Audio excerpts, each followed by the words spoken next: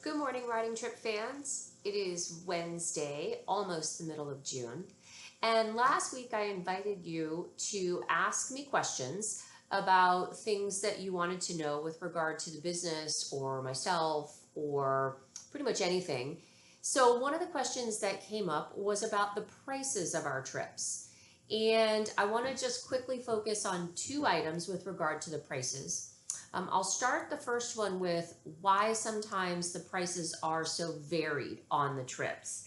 And it's really, in that case, pretty straightforward. Some of our trips have extremely high end accommodations and wonderful meals held in restaurants of a high caliber.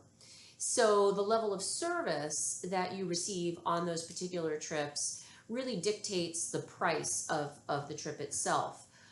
And when you contrast that with some of the other trips that we offer, that are the accommodations are comfortable and cozy, but they're located on the premise where the ride is run, on the farm where the ride is run, those are less expensive because, of course, the overhead cost is less. So that's kind of hard to see just by looking at the numbers. But if you see a trip and you go, geez, why is that so expensive?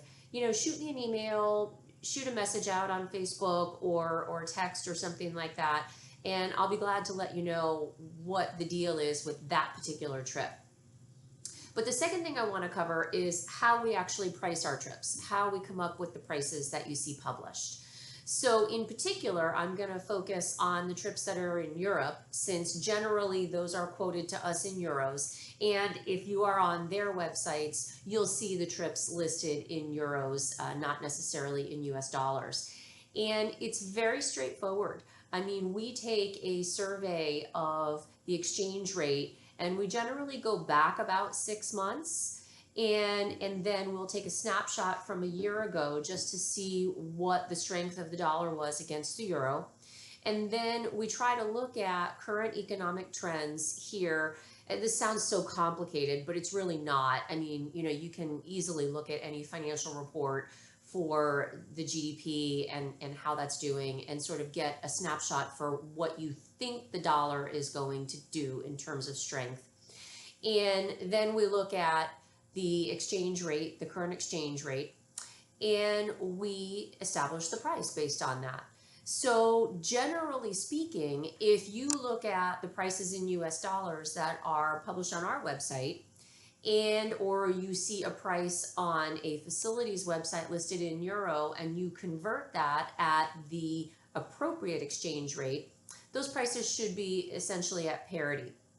Now, one thing I will say about that, two quick caveats with regard to that whole process, is first, we generally publish our prices toward the end of the year, the fall, and then coming toward the end of the year when we have the new rates and the new dates. And we try to lock those prices in so that they don't change, so that the price you see is the price you pay regardless. And sometimes, very rarely, but it happened already this year with one of our trips, there were circumstances outside of our control and the price did change. But we typically try to avoid that. We like to lock our prices in so that you can plan accordingly. You know what the trip is going to cost. And like I said, it's very rare that something like that happens and that a published price on our site would actually change. But every once in a blue moon, something does happen.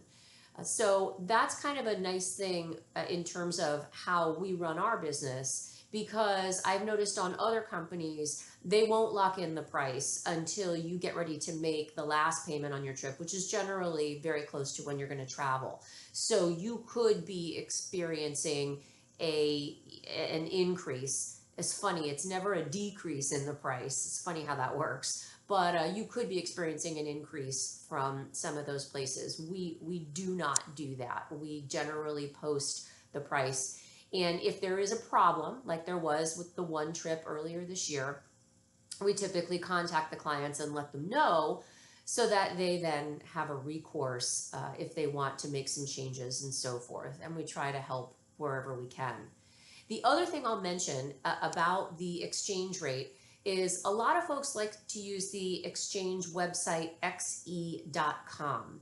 And I am a fan of XE.com to give you a general idea. However, I will tell you right now, the exchange rate, and specifically for the euro, the exchange rate that's published on XE.com, you will never get anywhere. You won't get it from your bank. You won't get it from your credit card. XE.com does a survey of all the financial markets, and they publish the most favorable exchange rate. So if you use XE to check and see what the exchange rate for the euro is in this example, make sure that you add a little bit to that, because you're never going to pay that exchange rate. It's not going to be a fair price. But we do use it as a general guideline and rule of thumb. And I would say that 95% of the time, our rates are spot on with the regular exchange rate, the one that you actually will get. I would also say to you that I have yet to see lower prices on a trip anywhere than what we offer, I'm happy to say, for the same program. I did have someone one time who wrote to me and said, geez, I saw this program and they're selling it for $200 less, and you should really do that.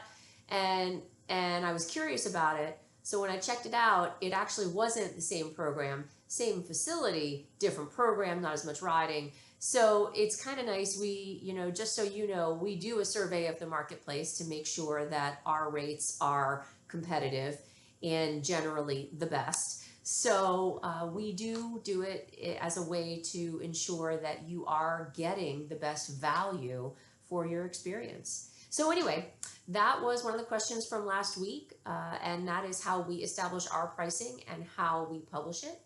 If you have other questions, please feel free to put them in the comments below, or to contact us by email, by phone, or Facebook Messenger, whatever is convenient. I will look forward to the next time we chat. Someone did ask me also about tipping, so that will be the topic of the next conversation that we have. And in the meantime, happy Wednesday. We are halfway through the week. Wishing you all a really super rest of your week. Thanks so much. It's Stacey. Have a great one.